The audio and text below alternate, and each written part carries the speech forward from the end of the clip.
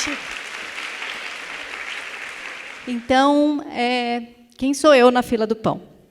Eu sou a Vivi Arias, todo mundo me chama de Vivi, ou Várias, que é o meu login do computador e virou apelido. Eu odeio fazer a unha, ela está sempre horrorosa. Esse é o meu top artist do ano, achei meio importante, porque, né? Então, é esse daqui. O primeiro cara, para quem não conhece, é o cara que faz o soundtrack do Game of Thrones. Então, sabe que esse ano foi difícil para mim, né? Já dá para entender. Mas, além disso, que é o mais importante sobre a minha pessoa, eu sou gerente criativa do Cartoon Network. Eu trabalho para o Cartoon há 20 anos. A gente não precisa fazer conta, eu comecei bem nova. Eu sou a criadora de uma série do Cartoon Network chamada Toontubers, que é uma série de gameplay que transformou Rigby e Mordecai de apenas um show nos nossos gamers no YouTube. É uma série que hoje tem quase 500 milhões de views no YouTube e no canal, na PayTV, ela já atingiu mais de 21 milhões de pessoas na América Latina toda. Então, deu meio certo. Eu também sou criadora de um bloco de programação chamado Cartoon Off Air, que é um bloco para millennials, que a gente faz curtas assim, preto e branco, diferentes. É bem legal, o Cartoon igual, só que diferente. E, finalmente, esse ano, eu liderei o projeto da Toontubers League, que é a expansão do Toontubers, e virou a nossa Liga Gamer. Foi a primeira vez que a gente criou tanto uma Liga Gamer, quanto a primeira vez que a gente colocou o canal ao vivo, o linear também, não só o YouTube. Então, foi um projeto muito, muito legal. Eu sou jornalista de formação, mas eu queria ter feito cinema. Mas, na minha época, não existia um modelo a ser seguido, não existiam mulheres cineastas, então eu achava que eu ia morrer de fome. E aí eu escolhi fazer jornalismo, que não faz muito sentido, né? Mas tudo bem. Eu morei gringamente nos Estados Unidos por 10 anos, então, às vezes, eu talvez vou misturar umas palavras, eu já aceitei isso sobre a minha personalidade. Eu também... Hoje, esse ano, eu estou começando a explorar outros tipos de criatividade, então eu estou curtindo muito fazer formatação de séries e bíblias e pitch, então eu estou começando a explorar esse tipo de criatividade no meu dia a dia.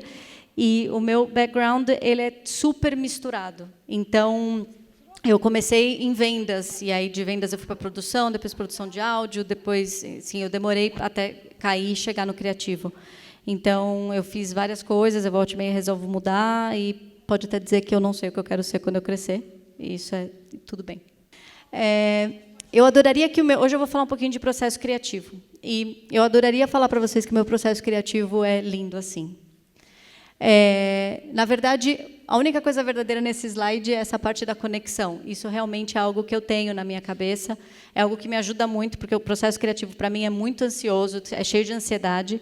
Então, ter uma imagem mental do que é o processo, para você meio que saber e entender em que parte do processo você está, sempre me ajudou muito. E, para mim, eu considero que é conectando pontos, não necessariamente de um desenho que já está lá, é de um desenho que eu estou criando, que eu estou descobrindo, mas eu estou conectando pontos, e à medida que eu conecto esses pontos, eu descubro o que é.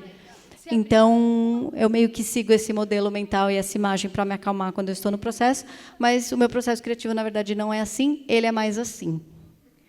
Então, eu trabalho muito nessa zona vermelha de deixar tudo para a última hora, eu faço tudo chorando naquele momentinho verde, um pouquinho antes do deadline, e realmente eu vivo a minha vida no item 3 e 4, This is shit, I am shit. Então, esse é um processo que funciona um pouquinho mais com quem eu sou, essa é a minha verdade.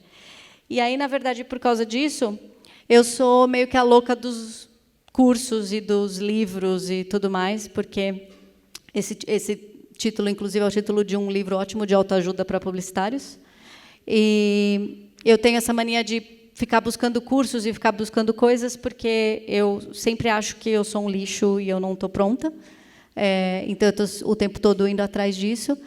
E também para me dar um pouquinho de um help com a minha mega síndrome da impostora, porque eu tenho, e eu sei que hoje em dia é muito assim, síndrome da impostora, síndrome da impostora. Eu tenho real, não é modo de dizer, eu realmente acho que todo projeto que eu recebo, do Cartoon, esse vai ser o projeto que eu vou ser mandada embora, que vão descobrir que eu sou uma farsa, que eu não vou conseguir entregar. Então, é real, entendeu? Essa síndrome, para mim, é real. E, inclusive, quando eu recebi o convite para vir aqui falar no CRI, né, a Tami entrou em contato comigo, e aí eu fiquei esquema, nossa, sim, conte comigo para tudo. E aí, hoje, e todos esses dias, eu, né, fiquei meio assim, por que eu estou fazendo isso comigo mesmo, entendeu? O que eu vou falar? Porque eu comecei a ver, e assim, eu acho que tem tanta mulher foda aqui hoje, que para mim ficou uma coisa meio, o que eu vou ter para adicionar, entendeu? Nesse dia tão especial, assim. E aí eu resolvi simplesmente ser eu mesma, e eu acho que vai dar certo, e dividir com vocês algumas das coisas que eu aprendi no meu processo, e talvez vai funcionar para vocês, talvez vocês vão perder meia hora da vida de vocês, tudo bem, mas eu vou tentar, como eu falei, fazer o meu melhor. Então, eu trouxe para vocês algumas das coisas que eu aprendi durante o meu processo, através de frases clichês sobre criatividade, e o que eu aprendi enquanto eu fui colocando e aprendendo essas frases dentro desses livros, textos e tudo mais, e o que elas realmente significaram para mim quando eu coloquei em prática essas coisas, ou quando eu entendi que era isso que estava acontecendo comigo durante o processo. Então, a primeira coisa que eu vou trazer também alguns exemplos, algumas eu vou contar exemplos de coisas que aconteceram em projetos que eu trabalhei e tudo mais. Então, a primeira que eu trouxe, eu adoro essa frase é do Robert Rodrigues, e ele, na verdade, para mim, ela tem meio que duplo sentido, porque da mesma maneira que ele não está falando sobre isso, né, na verdade, ele está falando sobre trabalhar sem dinheiro, ele é o rei do low budget, eu me identifico muito porque eu sou a rainha do low budget no Cartoon, eu sempre faço umas coisas com pouquíssimo dinheiro, mas eu gosto porque ela dá meio que um duplo sentido também de criatividade, resolve problemas, e para mim também é algo que funciona muito na minha experiência com criatividade. Eu realmente acredito que criatividade é responder um problema, é encontrar um problema, encontrar uma pergunta e criativamente responder aquela pergunta com o seu projeto, com a sua ideia, com o seu conceito. Mas ele, na verdade, fala sobre trabalhar com o que você tem, né? Criar em cima das ferramentas que você tem. E com o Toontubers, na verdade, eu aprendi muito isso, porque quando eu fiz o pitch do projeto para o canal, todo mundo achou legal, algumas pessoas ficaram meio na dúvida se ia dar certo ou não, mas a gente não tinha verba, não tinha recurso, não tinha mais nada. Então, foi uma coisa meio, tenta fazer aí com dinheiro para gravar os talentos de voz. Eu não sabia animar, eu sabia editar muito pouco, então era quase meio que impossível de tentar fazer esse projeto acontecer. E logo que eu comecei a trabalhar, eu fui aprender a editar mais do que eu sabia para poder tentar executar o primeiro episódio. E aí, quando eu comecei a trabalhar, eu tinha essa ideia fixa de que se, durante o gameplay, a gente não visse os personagens jogando, a gente não visse uma animação do Rigby e do Mordecai, a gente ia achar... As crianças não iam entender que eles estavam jogando. Só com a voz e com o gameplay, elas não iam entender que ele estava jogando. Só que a gente não tinha nem dinheiro, nem tempo para animação. Então, eu... fazendo os cortes, né, do episódio, eu sentia que eu precisava ter alguma coisa visual que representasse o que os personagens estavam vivendo ali, naquele episódio. E aí eu fui atrás de tentar fazer coisas que eu sabia fazer. E eu acabei desenvolvendo, totalmente sem querer, essa linguagem visual totalmente zoada, que até hoje ela é a linguagem visual oficial da série, que é usando montagens, é usando colagens, é usando textos por cima do episódio. E é uma linguagem que ficou tão icônica do Toontubers que, mesmo hoje, que a gente tem um investimento maior, que a gente tem uma produtora por trás ajudando, a gente ainda mantém. Porque é uma linguagem que ficou... Ao invés de você ver um loop de animação do personagem o tempo todo ali, repetitivo, você está quase que meio que vendo uma piada visual do que o personagem está sentindo. Então, a gente coloca legenda com karaokê, quando eles estão cantando uma música totalmente nada a ver. A gente coloca... a cara dos personagens em cima da cara do Benson, o chefe, quando eles estão putos com alguém que eliminou eles ou fez alguma coisa. Acabou virando um recurso que a gente usou porque a gente não tinha verba, porque a gente não tinha dinheiro, e acabou solucionando criativamente, dando cara para o projeto, assim, inclusive quase que uma linguagem do Cartoon no YouTube naquela época. Tipo, o que o Cartoon deveria fazer? Como que a gente traduz a linguagem do canal para o que a gente está fazendo para o YouTube? E isso meio veio realmente da limitação de não ter dinheiro. Eu falo que a melhor coisa que aconteceu para o Toontubers foi, na verdade, não ter dinheiro, porque a gente teve que trabalhar como youtuber, entender a linguagem e criar uma coisa em cima, e acabou surgindo dessa limitação. E uma coisa que eu aprendi com isso também é que existe uma liberdade muito maior nas nossas limitações do que a gente imagina. Geralmente, quando a gente está falando de criatividade, a gente acha que o melhor cenário é um cenário em que você possa ter todo um tanto à disposição para você fazer. E, na verdade, é o contrário. Da minha experiência, o que eu aprendi é que toda vez que você está dando volta, assim, rodando em falso, dentro de um projeto e não conseguindo encontrar muito uma solução, na grande maioria dos casos, pelo menos a minha experiência pessoal, é porque você não entendeu, não achou qual é a pergunta que você está querendo responder, qual que é o problema que você está querendo resolver com aquele briefing, né? Então, isso é uma coisa que eu aprendi e cada vez mais uma coisa que eu tento buscar dentro dos meus projetos e dos briefings é que venha uma pergunta clara e uma limitação clara para eu trabalhar em cima dessa limitação e aí dentro daquela limitação ter toda a liberdade e toda uma gama de possibilidades para trabalhar. Uma outra coisa que eu aprendi é que criatividade é um ato super físico e orgânico. E, para mim, demorou para eu aprender, eu acho que quando você faz um tipo de arte que é, né, desenho, pintura, são artes muito mais manuais, é muito mais fácil você ir para esse lugar e entender que é um ato muito físico. Escrever, não. Escrever é algo que eu sempre encarei muito como uma coisa mental, né, como um processo totalmente mental. E eu aprendi, nos últimos anos, que não é tão mental assim, na verdade, é mais físico do que a gente imagina. Então, muitas das coisas que eu faço, às vezes, quando eu estou bloqueada, mudar de caneta. Eu percebo que, assim, às vezes, a caneta que eu estou escrevendo influencia no que eu estou escrevendo. Então, dependendo se eu estou com o meu pensamento um pouco mais lento, é uma coisa mais sentida que eu preciso escrever. Eu uso lápis, eu uso um método que é um pouquinho mais demorado no papel, que eu sinto mais o papel. Caneta eu uso quando eu estou pensando muito, muito rápido, e aí eu vou para a caneta. Se é uma coisa mais técnica, eu vou para o computador. Às vezes, eu até troco, assim, se eu estou num momento do processo que eu preciso abrir um pouco mais as possibilidades, eu tento usar um caderno sem linha, porque o seu cérebro ele entende a linha como colocar já dentro de um formato. Quando eu preciso, do contrário, eu preciso ir para o lado esquerdo do cérebro, eu penso em linhas. Então, eu descobri que olhar o processo criativo como algo físico e incluir o seu corpo dentro do que você está fazendo, às vezes ajuda muito com desbloqueio criativo, sabe? Tentar entender como que o seu corpo e o seu cérebro e o que você está fazendo ali pode ser um pouco mais manual e colocar o seu cérebro dentro daquela sensação mais física. Uma coisa que eu faço também muito, às vezes, que me ajuda com desbloqueio, é quando eu tenho um problema que eu estou tentando resolver, eu tento assim, trabalhar bastante nele durante o dia, e aí, antes de dormir, eu me faço essa pergunta, bem assim, um pouquinho antes, quase pegando no sono, eu me faço a pergunta que está na minha cabeça e eu não estou conseguindo resolver.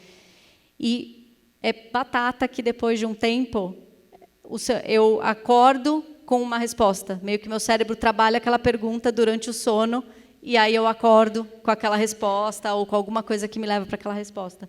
Então, isso também é algo que eu faço muito e eu aprendi que o processo criativo é muito mais físico do que qualquer outra coisa. Eu escutei isso daqui uma vez e eu achei isso muito, muito legal, na verdade. Isso acontece muito comigo, e eu já escutei muito assim das pessoas reclamarem que elas estão cheias de ideias, mas elas não estão conseguindo executar aquelas ideias ou fazer, né? Poxa, mas eu tenho um monte de ideia, eu tenho um monte de coisa e eu não estou conseguindo fazer, ou eu estou bloqueado. E aí eu escutei isso de um professor uma vez e eu achei muito legal, que ele falou que um poema é feito com palavras, não ideias. Ideia todo mundo tem. E o que ele quis dizer é que não importa a quantidade, ideia todo mundo tem, não importa a quantidade de ideias que você tem. Enquanto você não colocar tempo de trabalho no que você faz, essas ideias não vão servir para nada. Então, enquanto você não se colocar numa rotina de todo dia sentar e trabalhar nesse conhecimento vertical, né, que é a sua área de atuação, e tempo trabalhando, e dias, e horas, e anos trabalhando na sua área de atuação para desenvolver esse conhecimento vertical da sua área, a ideia não vai adiantar de nada. Porque, na verdade, o que vai te levar para qualquer lugar é esse ato de fazer a sua arte e colocar a sua expressão em prática. É quase que o que a gente tem que buscar no processo criativo é sempre ser o verbo e não o nome. Então, eu não sou escritora, eu escrevo. Eu não sou pintora, eu pinto. Ir atrás de ser esse verbo é muito mais produtivo para o processo, é muito mais produtivo para transformar as suas ideias no que você quer que elas virem, do que só ter a ideia em si, e escrever, e deixá-la lá num canto, e não desenvolver e transformar ela no material que ela realmente tem que ser. Seja cor, seja palavras, seja o que for a sua arte. Então, eu aprendi isso, eu achei muito legal, e todo dia eu tento me lembrar de incluir na minha rotina o ser o verbo, e não ser o nome, né? Ser a ação. Não jogar fora nenhuma parte sua. Isso eu aprendi, eu tinha uma mania de achar que muitas das coisas que eu fazia não valiam de nada, assim. Escrevi um roteiro para tal curso, passei tantos dias escrevendo esse texto e deixei de lado, não virou para nada. E esse ano, na verdade, aconteceu uma coisa muito legal, e aí eu aprendi que, na verdade, as coisas que a gente faz, esses trabalhos que a gente vai fazendo aqui e ali, de um desenho, um texto, um roteiro, uma coisa que não necessariamente faz parte de um projeto maior, você não está jogando nada disso fora. Na verdade, você está criando ferramentas para a sua caixinha de ferramentas. Então, uma coisa legal que aconteceu comigo esse ano, eu estava trabalhando num projeto, né, num pitch de uma série na Bíblia dessa série, e eu estava meio que travada, assim, do para onde eu ia, que caminho eu ia. E eu comecei a fuçar no meu computador e eu achei uns roteiros assim super antigos da época que eu fiz um curso na UCLA, porque fiz tudo quanto é curso. E aí eu achei esse roteiro assim perdido que eu fiz, tá, em inglês, que eu fiz enquanto eu morava lá. E era uma história muito doida de uma menina que todo dia de manhã ela meio que flertava com a ideia de se matar, mas ela sempre desencanava e ia para o trabalho porque ela ficava meio que se focava numa coisa muito idiota e engraçada, e aí ela resolvia do tipo, não vou fazer, vou só ir embora, vou para o trabalho. Então, o roteiro começava com ela se jogando do topo do prédio, você achava que ela estava se matando, e, na verdade, ela era um daydream dela. E aí eu comecei a ler esse roteiro, e foi muito engraçado, porque estou falando de um roteiro que eu escrevi assim, facilmente 10 anos atrás. Então, enquanto eu lia, parecia que era outra pessoa que tinha escrito, e não eu mesma, né, que tinha escrito aquilo. E aí, dentro dessa história, eu encontrei elementos e ideias e personagens que viraram 7 outras histórias para essa Bíblia que eu estava escrevendo. E então eu entendi que, na verdade, eu não joguei fora nada disso, né? Na verdade, era mais uma coisinha na caixinha de ferramenta. Então, a minha sugestão, na verdade, é se vocês conseguirem ter um processo de organização dessas ideias e dessas coisas que surgem de repente, sabe? Um sistema de organização no seu computador. Faça um backup, inclusive, por favor, porque eu já perdi muitos computadores, muitos arquivos, assim, é triste pra caramba.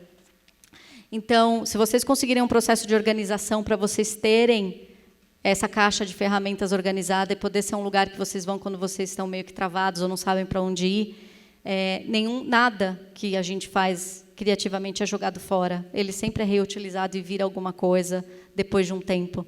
Porque, realmente, esse processo criativo leva tempo. Não é algo que é rápido, sabe? A gente está falando de, realmente, anos, assim, para os pontos se conectarem. E esse eu também aprendi muito no Cartoon. Na verdade, eu me dou super bem, porque eu sempre trabalho com gente melhor do que eu. Eles se dão mal, porque eles trabalham comigo. Então, tudo bem. Mas eu aprendi que assim, ninguém cria nada sozinho.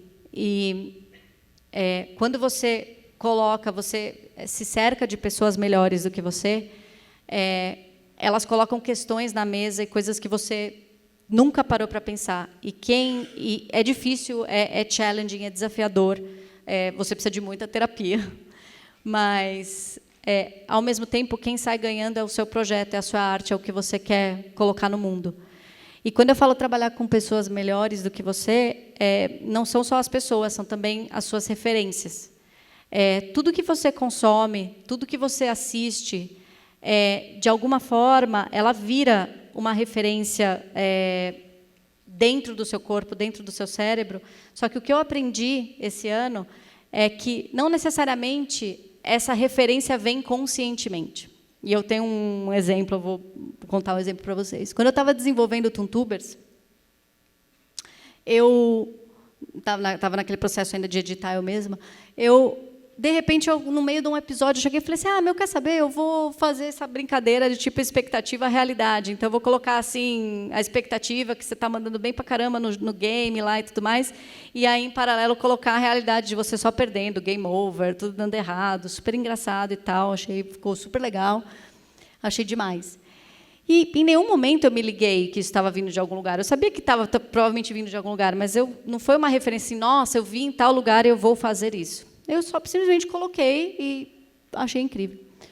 1 ano e pouco depois, eu estava em casa, a TV estava ligada, e estava passando um dos meus filmes top 5 favoritos da minha vida, que é Os 500 Dias com Ela. E aí eu me deparei com essa cena maravilhosa, que é uma cena que eu amo desse filme, assim, que toda vez que eu assisti eu chorei, eu desesperei, assim, é maravilhosa. E quando eu bati o olho, eu falei, cara, é daqui que veio essa referência. E ela não veio consciente. Então, acho que às vezes a gente tem a mania de pensar, putz, criação é referência, criação é referência. É verdade, você é um mix das suas referências e das pessoas que você tem ao seu redor, que você conversa, que você troca ideia, que você aprende com elas. Mas não necessariamente essa referência vem consciente. Às vezes ela é um material que está simplesmente trabalhando lá no seu subconsciente o tempo todo. Então, tomem muito cuidado com o que vocês consomem, onde vocês gastam o tempo de vocês, porque tudo isso conta o tempo todo, de uma maneira que não necessariamente você está controlando. E ela vai influenciar na sua arte, no que você está colocando no mundo. Eu coloquei aqui algumas coisas, realmente não é nada do que eu estou... Nossa, estou só indicando essa galera, eu realmente terminei a apresentação ontem, então eu coloquei algumas pessoas e algumas coisas que, pelo menos nesse último ano, eu comecei a colocar em prática e me ajudaram muito. Então, depois, quem tiver interesse, eu posso até, na verdade, pegar e-mail, mandar algumas outras referências, tem algumas coisas que eu aprendi. Por exemplo, uma coisa que eu aprendi nesse último ano e meio é livros de neurociência, às vezes, ajudam muito mais com dicas do processo criativo do que livros de processo criativo. Porque quando você entende como funciona o seu cérebro e como fazer para acessar certas partes do seu cérebro em certos momentos, você, às vezes, aprende muito mais sobre o processo criativo do que nas dicas dos livros. Pô, preciso fazer um tipo de processo mais contemplativo, preciso conectar alguns pontos, e isso você só faz quando você está num estado mais contemplativo. Existe um hack para você colocar o seu cérebro dentro daquele modo, da mesma maneira que existe um hack para você acessar o lado esquerdo e fazer uma criatividade mais focada. Eu vou passar porque eu já tenho 5 minutos. Então, talvez eu vou passar por alguns muito rápido, tá, pessoal? Kill Your Darlings. Eu aprendi isso daqui, na verdade, quando eu li esse quote pela primeira vez, eu achei que ele estava falando só sobre matar os seus personagens principais, que você ama. E, na verdade, não. Eu aprendi recentemente que isso tem a ver com você pegar as coisas que você mais ama em você, no seu processo, no seu dia a dia, e jogá-las para o mundo e deixar o mundo julgar e destroçar, e aí você pega de volta e retrabalha e faz melhor. Então, não tem só a ver com matar os seus personagens principais, tem a ver com se jogar no mundo, pegar o que você tem, que você ama muito, e colocar ali à prova e ver o que acontece. É fácil simplificar a existência das pessoas. A gente tem uma mania de achar que é muito mais fácil o que os outros estão fazendo, porque a gente não sabe o passo a passo do que eles estão vivendo, do que eles estão fazendo. E a gente faz a mesma coisa com a gente, mas a gente simplifica o nosso passado e dificulta o nosso futuro. E quando a gente faz isso, quando a gente simplifica o nosso passado, a gente esquece a quantidade de pequenos passos que a gente tomou e o que esses passos, para onde esses passos levaram a gente. A gente esquece de focar no processo e a gente foca só no resultado. Então, tenta fazer esse exercício de lembrar cada uma das coisas que você fez no seu passado e o quanto aquelas coisas, aqueles pequenos passos influenciaram para você estar onde você está hoje. A gente conecta os pontos olhando para o que a gente fez. Então, é meio que isso que eu quero dizer. Descubra quem você é rápido. Eu, na verdade, eu cresci escutando que eu tinha que ser boazinha. Isso foi a pior coisa que aconteceu para alguém que quer trabalhar com criatividade, que ainda por cima é canceriana. Porque quando a gente é boazinha, a gente deixa todo mundo pisar na gente. E a gente acaba com a nossa autoestima, a gente se coloca em último lugar e a gente acha que todo mundo sabe o que é melhor para você. E, dentro da criatividade, baixa autoestima direciona a resposta para a resposta da outra pessoa e não, na verdade, para a sua própria resposta. Então, trabalhem na sua autoestima, trabalhem no seu psicológico, façam terapia. Quando vocês estão trabalhando na sua autoestima, vocês também estão trabalhando no seu processo criativo. Tempo não é dinheiro, tempo é energia, e eu vou tentar meio que, talvez, passar e parar com esse, porque eu acho que eu estou... O quê? Já acabou o meu tempo, provavelmente? Não, ainda tem mais um pouquinho. Tá. Isso eu acho que é muito importante. E uma coisa que eu aprendi recentemente é que tempo e onde você coloca a sua energia tem mais relação com o sucesso do que qualquer outra coisa. Tempo é muito importante. E a gente deixa as pessoas levarem o nosso tempo muito facilmente. Muito, muito facilmente. Então,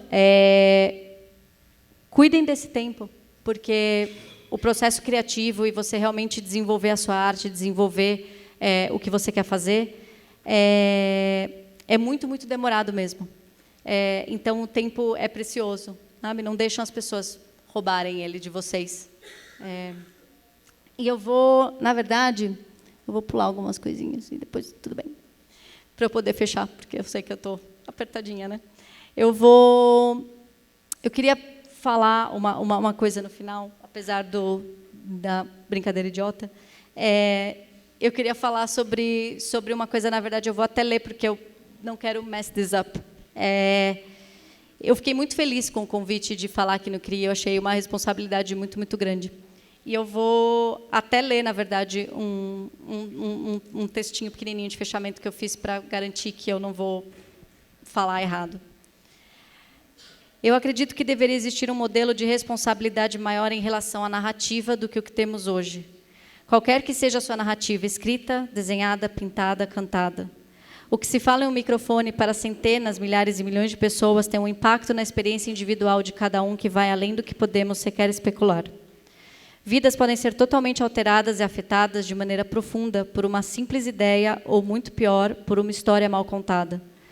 Precisamos rever urgentemente como contamos as nossas histórias. E os arquétipos da jornada do herói precisam ser revisitados. Precisamos de um novo mito. Precisamos de, pelo menos, jornadas do herói e mais jornadas da heroína. Eu formei o meu caráter e a minha personalidade em um momento muito diferente da história do mundo, em que meninas eram forçadas a acreditar que existia, sim, uma lista enorme de possibilidades e sonhos nesse mundo que nunca pertenceriam a elas. Eu fui uma dessas meninas e acreditei que, para mim, só existia uma possibilidade: escrever sobre o que eu amava, nunca ser o que eu amava. Por isso, escolhi ser jornalista e desisti de ser cineasta. Simplesmente não existia uma modelo a ser seguida na época. Fico feliz que eventos como o CRI estejam aqui para mudar isso, para que, assim, outras meninas artistas que estão vindo por aí possam sonhar em ser o que elas realmente querem ser, para que elas cresçam sabendo que existe um espaço para elas serem o que amam, e não apenas falar a respeito. E que, assim, este ciclo do bem siga sendo propagado, e elas sigam passando para a frente mensagens boas, positivas, que propagam o crescimento e a autodescoberta de todas. E, quem sabe, assim, desde pequenas, aprendam a contar as histórias certas. O sonho da pequena cineasta que ainda existe dentro de mim agradece e se orgulha de poder participar da construção desse futuro aqui hoje. Obrigada, CRI. Realmente conte comigo para tudo.